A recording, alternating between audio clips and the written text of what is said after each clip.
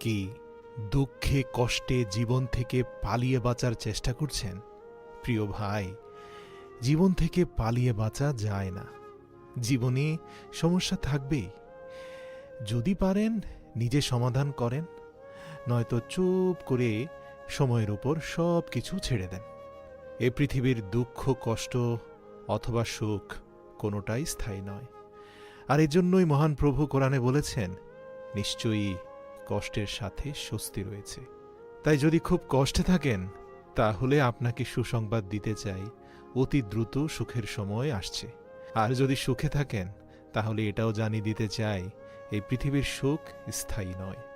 আর যদি সব সময় চান যে আপনার কল্যাণ হোক, আপনার ভালো হোক, কোনো প্রকার ক্ষতি যেন আপনাকে স্পর্শ না করে, তাহলে বিনীত অনুরোধ করব, সব সময় আপনি অন্যের কল্যাণ করার